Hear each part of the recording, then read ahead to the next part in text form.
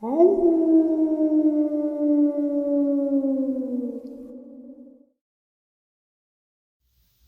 greetings and salutations, everyone. I hope everyone is still doing well.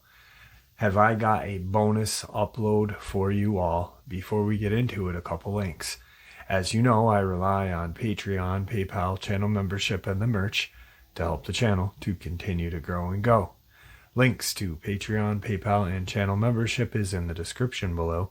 The merch displayed directly under the video. Also, Dogman Frightening Encounters, Volume 1 through 3, the audiobook versions. They were written and researched by Tom Lyons, narrated and produced by me, Jeff Nadolny. Those audiobooks are available on Audible, Amazon, and iTunes, links to which are also in the description as well. And finally, last but definitely not least, if you'd really like to help support this channel to continue to grow and go, simply subscribe. It doesn't cost you a cent. Click that like button, takes half a second. If you don't want to miss out on any of the informative uploads I put out daily, click that bell icon, and folks, please leave a comment. Why? Well, because everyone, these things really do help this channel to continue to grow and go, and yes, they do matter. Now, I have taken far too much of your time. Let's jump in to tonight's bonus, shall we? I live in the southeast corner of South Dakota, in a sleepy college town perched on the edge of the Missouri River Valley. The Missouri here is special, one of two sections of river designated as wild.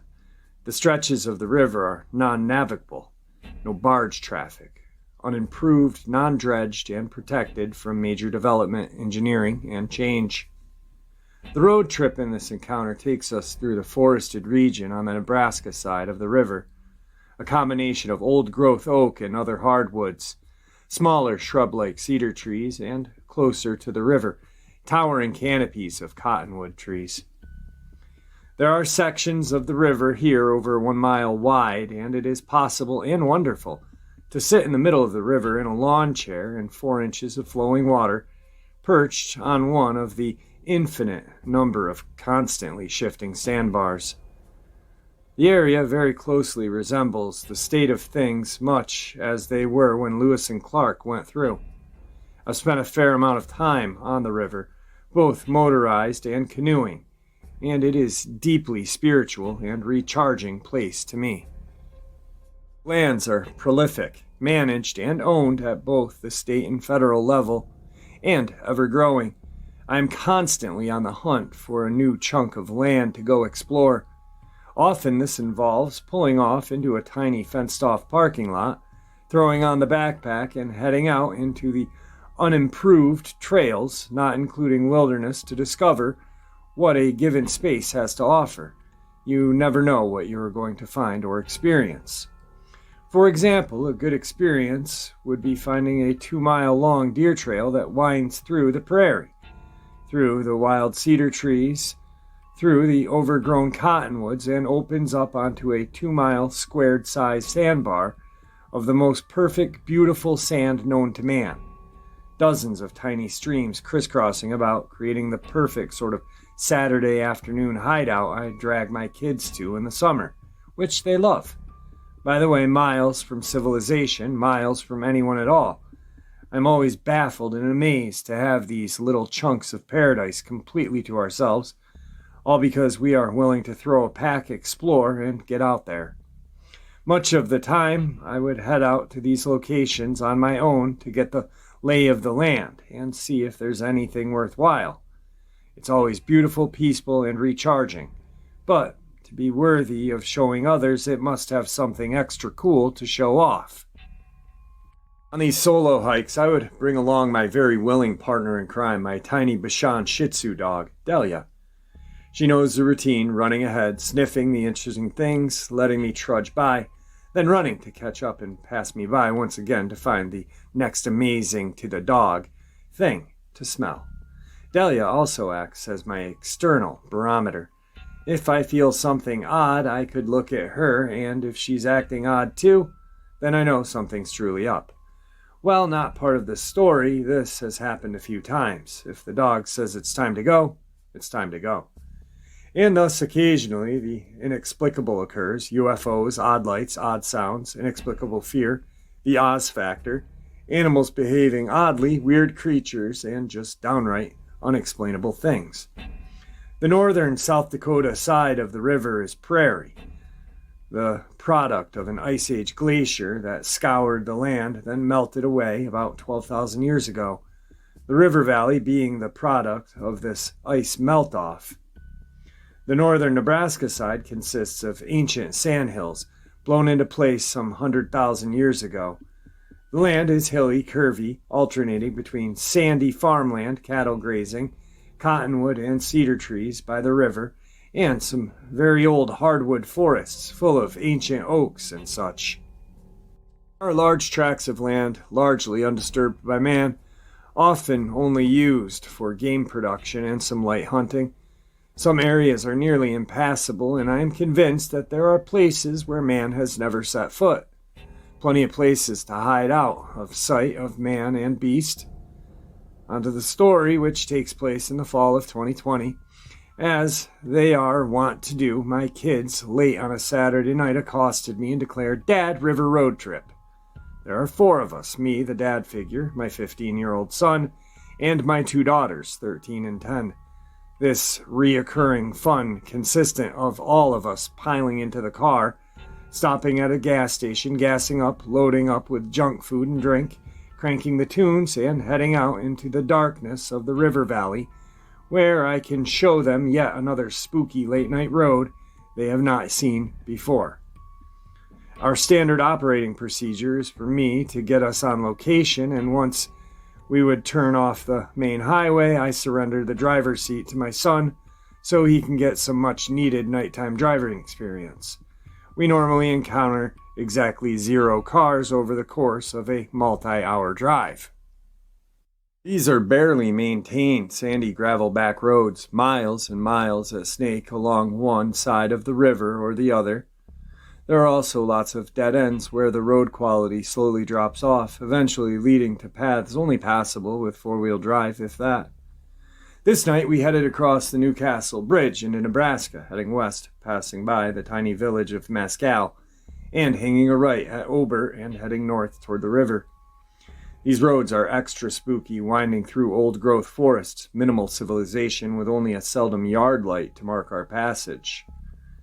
There are several square miles of old-growth forest in this area, once again, with many locations not visited by man in a long time, if ever. I have driven this space several times and done quite a bit of hiking as well. There is no great river access per se, no place to park and hike out onto a sandbar, but the forest areas offer up its own worthwhile, unique experience. A side note, and I think it's important to know, I'm a spiritual guy. I believe in the paranormal because I've experienced it repeatedly, recently. It's well accepted and known part of my life. I'm open to it, in touch with it, and even actively invited into my life. By association, so are my kids. Be it, yet once again surrounded by the deafening silence of the Oz factor, seeing UFOs, ghost hunting, or some other aspect of non-stop, non-standard reality synchronicity, I live a life full of things I can't quite often explain, but nonetheless constantly seek it out. My oldest daughter, Josie, is especially in tune with things along with me. She sees and feels the things I do, even when no one else does. I mention this because the second we turned off the main highway and started heading into the darkness of the trees, Josie immediately got anxious and expressed as such. So much so, she went from having fun to "Dad, turn around and go home." Now I am a big think safety sort of father, and while I subject my kids to ridiculousness on a regular basis, I generally do so in a fashion where we all make it home in one piece, largely trauma-free. She was sitting in the back with Hazel, the youngest, and I stop the car and give her, everyone really, a little pep talk. "Josie, here's the thing. I feel it too, okay? The energy. That thing that's making your spidey sense tingle. Yup. I'm totally validating it, because it's real. And guess what? Here's the kicker.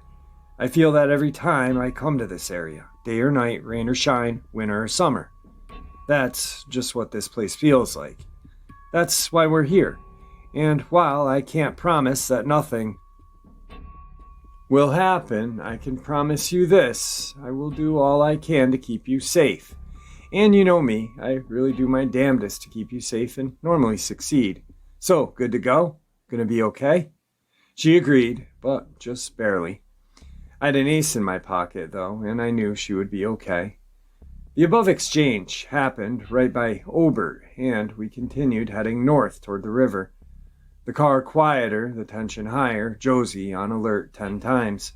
Once we had snaked through most of the initial trees and hills and entered the flat river bottom, I played my hand. I stopped the car, looked at Brody and said, "Your turn," and hopped out. But instead of going shotgun, I went to the back door by Josie, opened the door, and barked, "You get shotgun." Now I love this setup. Everyone wins. The 10-year-old is beside herself because she gets to sit with Dad in the back seat.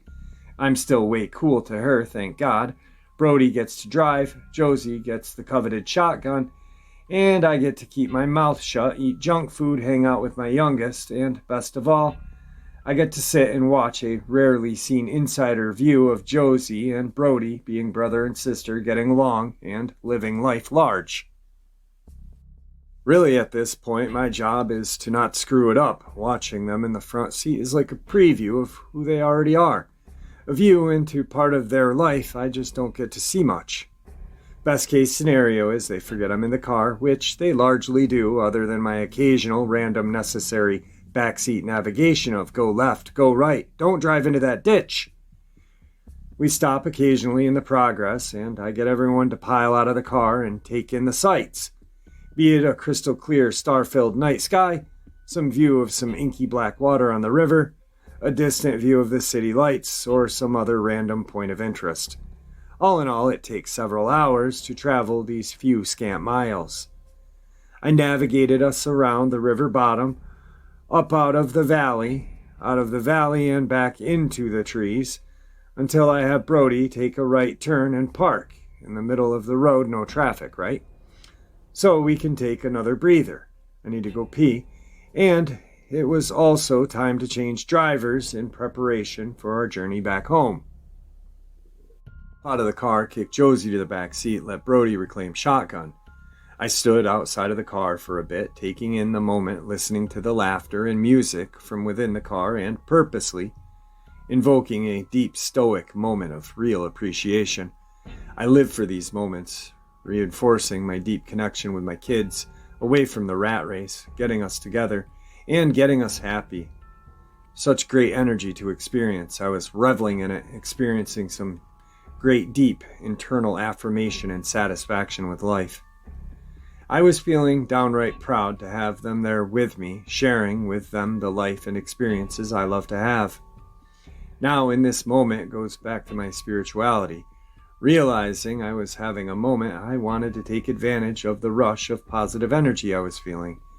I took a few deep breaths, relaxed my body, cleared my mind, and reached out to the world, heightening my senses and connecting with the environment around me, projecting my thoughts and emotions into the stillness. Here we are, we come in peace. Feeling nothing in return, after a few moments I open my eyes and look around. Judgment-free, unfiltered, and attempted to view the world for what it truly is. The night was clear, a new moon, no wind, above freezing, but cool and crisp. This location has some of the darkest skies in the nation. The Milky Way stretched horizon to horizon, and the whole sky glowed, so much so that the trees and other objects showed as dark black silhouettes against a slightly lighter night sky. This will be important soon. Satisfied and having had my moment, I got back into the car. My intention was to back the car up, turn to the south, and hit the intersection with the highway, then head home. As I got settled in the driver's seat, Brody said, "What's that?" He was peering out the windshield and down the road in front of us. This alerted Josie and I as well, and all three of us were drawn to look down the road. Maybe all of 50 to 60 feet in front of the car. The road in front of us dipped down slightly, then rose again to gain a bit of elevation. What we were seeing was just up the incline in the road, so the headlights illuminated onto the road but didn't reach up the hill, creating a somewhat stark line between illuminated and not. And I'll drive this home. I've had some very odd experiences in the woods in this area over many outings over many years. To the north of this location is a huge section of forest with no open roads or paths. I've been in there, however, and more than once experienced deep, intense Oz factor. Maybe even some missing time, hiked into a space early in the day, ended up getting back to my car much later in the day than I should have. Odd noises, tree structures, and seeing things out of the corner of my eye. That deep sense of being watched, of not being alone, of a presence of some sort, of the hair on the back of your neck standing up. It goes beyond that as well. There's history here.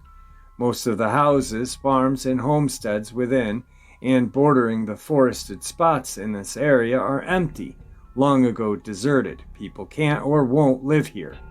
This area has a reputation. It just feels that this land does not belong to the people. That's the direction this stuff was coming from, and it surprised me not at all that we were having the first of 3 odd experiences in this spot, apparently originating from the holler of trees. My brain couldn't make sense of what it was seeing. Crossing from the north to the south, right to left, low on the road, all of 2 feet or so tall, right on the edge of the headlights were brown and tan blurs, slightly transparent, but with the occasional kind of body part, legs, a head, eyes maybe. It had the appearance of one continuous blur of fast-moving confusion, where no given detail ever solidified into something recognizable. It lasted 10 to 15 seconds, and all my brain could come up with was, that's dozens of fast-moving bodies, animals, blurs, something. WTH. And then, just like that, it was over, and the road was again clear. It was a strange, heady experience that completely consumed our attention for the duration. I did not see animals. I saw something my brain could not make sense of, and I was unable to place any concrete labels on. It was also not lost on me that just moments before I had been outside of the car, seemingly exposed to whatever we had just witnessed. After a few moments of stunned silence, Josie spoke first. "Dad, what were all those big rabbits doing crossing the road?" Brody immediately retorted, "Rabbits? Those weren't rabbits, they look like miniature deer." Me, silence. They both stared at me, silent as well. It wasn't scary or threatening, just very confusing. Hazel finally spoke up from the back seat, apparently oblivious to it all. "I didn't see it. What was it?"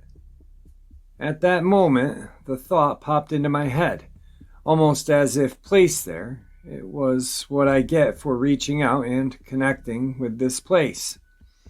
It really wasn't threatening, and I knew my reaction would help set the stage for their reactions. So I did what I normally do when faced with the inexplicable. I made a smart-ass comment. "Hazel, my dear, that was effed up. That's what that was."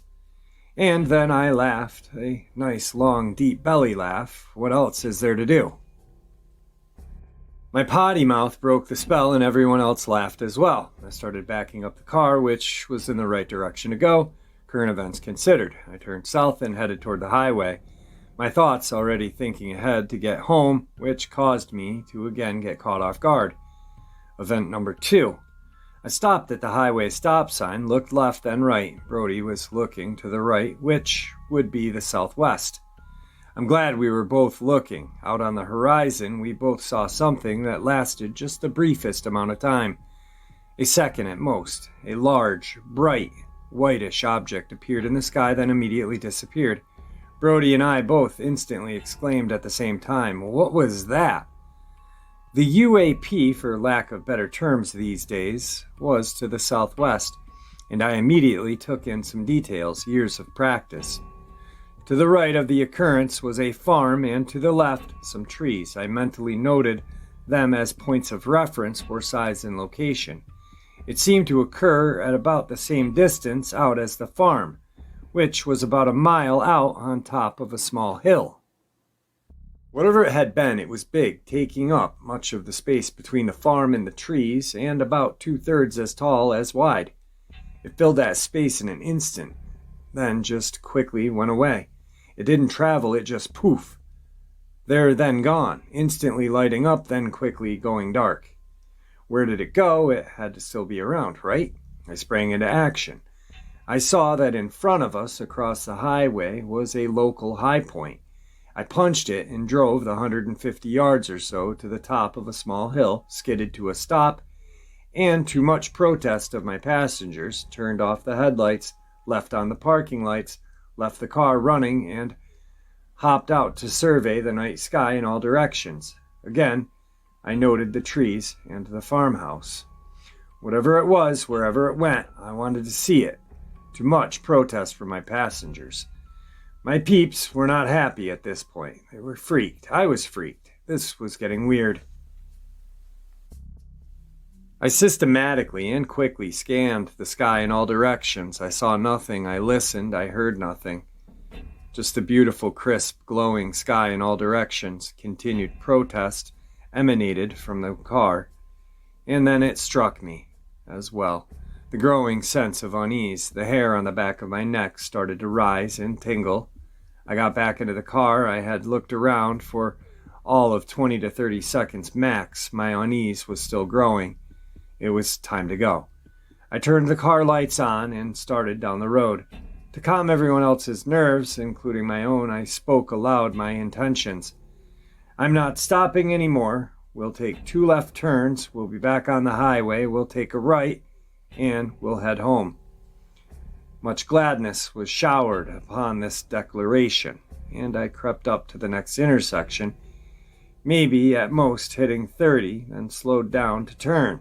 As I entered the intersection and started, Rosie meekly said from the back seat, "Dad, go." The tone in her voice conveyed all the info I needed, and I took off, now traveling much faster on what was proving to be a pretty crappy gravel road. About a mile down at the intersection, I hauled ass around the corner, pointing us toward the highway. I completely ignored the stop sign and executed a hard right turn onto the pavement and did not waste any time getting up to the legal highway speed. The car was quiet. I said to Brody, "Don't say anything about what you saw. We'll both draw it and see if we agree." Then I addressed Josie. There had been fear in her voice, and I needed to know why. She had been silent since she said go. "What happened, sweetheart?" "I don't know. I saw something. It was to the right in the corner of the field. Didn't you see it?" "No." "I thought it was a building, like an outhouse, but it started moving. It was brown and huge and fuzzy. When it started moving, I could see its arms and legs, and it was coming towards us. I could see the outline when the car lights turned away. I could see between its legs. It was huge. WTF, over." "Okay, Josie, same for you. Save it until we get home, then you can draw it and we'll talk about it." I asked Brody to crank on some happy music and wasted no time getting home. Our sense of uneasiness finally faded when we crossed over the bridge via the Newcastle Bridge back into sane, more familiar South Dakota territory. When I saw her drawing, I asked her, "Wow, so it looked like a Bigfoot?" Her response was, "No, that's not what a Bigfoot looks like." I realized that she has no idea what a Bigfoot looks like. Her drawing is sincere, and what she saw scared her. It was tall, probably 10 feet tall, fuzzy or hairy, with a massive broad body, very long arms, no neck, a huge blunt head, and it was moving fast and moving towards us. Fortunately, she wasn't traumatized, and I haven't heard much about it since then. I was sincerely concerned it was going to give her some sort of PTSD, but she took it all in stride. We agreed that everything was bright white, lasted briefly, then went out. To add oddity to oddity, not only did all these 3 things happen in rapid succession, They all seemed to be focused on the same general location. The animals crossing the road would have been heading in rapid fashion in the direction of what Brody and I saw in the sky. Josie's creature came from the same direction as whatever we saw.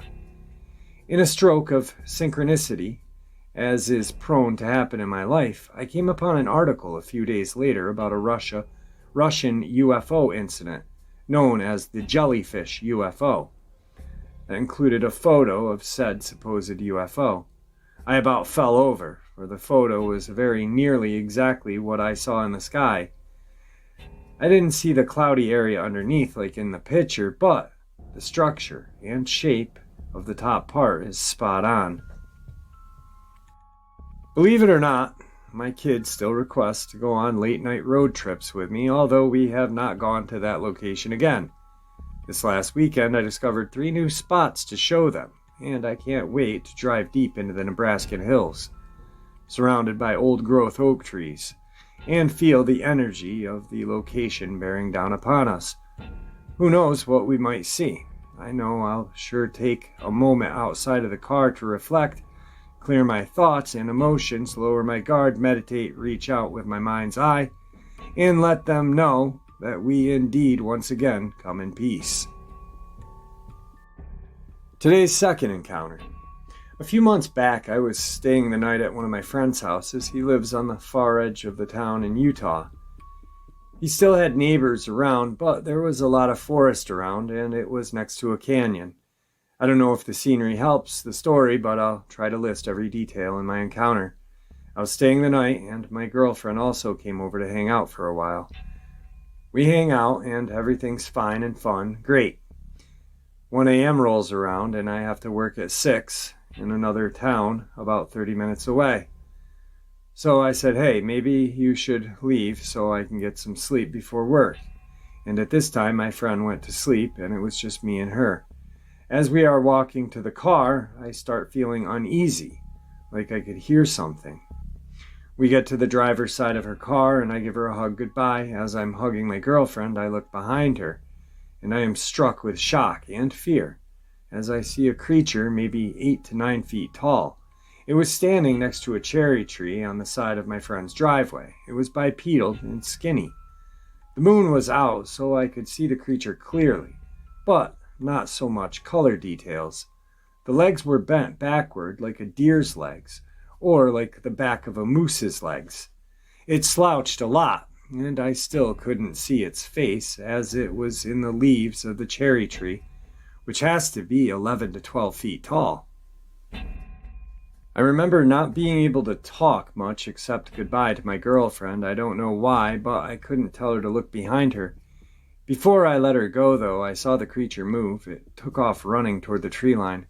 What absolutely baffled my mind was the speed of the creature. It looked impossible, as if it blurry when it started running. I remember it looked right at me, though the leaves, even though I couldn't see its face. What was the worst thing about this experience was the emotions attached to seeing what I saw. I felt like my confidence and emotions were attacked. I have never felt the feeling of fear like this before, and I have been charged by full-grown brown bears. After my girlfriend got in her car, I stood in that very spot from when I hugged her until she left the driveway. I don't know if it was more out of fear or making sure she left safely. I don't know what to do, so I slowly walked over to my car and got it. I called my friend multiple times, and he was asleep and he didn't answer. I looked out my window after several minutes and looked to the left and saw my friend's cat, Avery. And I tried to think logically. If my friend's cat, which probably has better senses than me, is out here, then I'm probably seeing things and it's safe. So I got out and stood next to Avery. Next thing I know, it sounds like there's a Clydesdale horse running through deep growth of the forest. Avery started running for the door, and I sprinted faster than Avery and got inside. For the next 3 hours, I sobbed and cried like I did when my dog died when I was 12. The fear I felt is indescribably powerful. I also remember it had long arms, and when it ran, it used all limbs. Today's final encounter. My name is Steve. I'm 58 years old, and on a quiet April morning in 1989, I learned that seeing is believing. I worked for a large corporation in Oak Creek, Wisconsin. At that time, I lived in Racine, making the 30-mile round trip to and from work every day, and never seeing anything out of the ordinary, or so I thought. I traveled Highway 38 northbound past Caddy Lane. I made my way over Root River Bridge, just past the Milwaukee Company Oak Creek road sign. I turned to the left and noticed a large group of deer gathered in the second field located to the west. I slowed down to look and noticed one of the deer had unusually large neck, the size of a tree trunk, and it was acting differently. Not calm and reserved like the other deer. It was dark brown in color and much larger, faster, and more powerful, with muscular shoulders and a huge front chest. It began running back and forth wildly on all fours. It then stopped, looked up at me, and sprinted toward my car. At this time, I pulled halfway onto the gravel shoulder to my right, rolled down my driver's side window, and watched in disbelief as its nose and facial features began to change shape. With an angry face, it leapt forward, again about 20 to 30 yards this time, again on all four legs, then turned and ran back to the other deer. It just stood there staring at me. Then it bent forward, where its front legs became arms. With huge hands, he clawed at my face as if to stop its transformation from taking place inside of him. I sat silently asking myself, how can you be so angry? How can you make these expressions with your nose? You're a deer. And with that thought, its whole body began to shake violently, and its head became a head of a wolf, with its ears pointing back at an angled position. It then stood up on its hind legs and began walking toward the deer, who were still milling about in the field but didn't run away. It then stood sideways, arms stretched forward with its palms facing up. With a height of at least 7 feet, maybe weighing 370 pounds, it began moving its head back and forth at the same time, up and down. I closed my driver's side window of the car and looked straight ahead to the road in front of me, too afraid to see what would happen next. I drove off slowly, straight to work, not telling anyone about what I had seen. Alright guys, some very horrific experiences. I hope you all enjoyed them as much as I enjoyed sharing them with you. Guys, thank you for supporting the channel. Your support is what makes the channel special and what continues its growth. Everyone, please stay safe, happy, healthy, and ever vigilant, keeping an eye on our children, our pets, our family, and friends. These creatures are real, they're out there, and they are dangerous. Share this information with someone that you love and care about, and it may just help save their lives someday. Until next time, never stop asking questions and never stop looking for answers.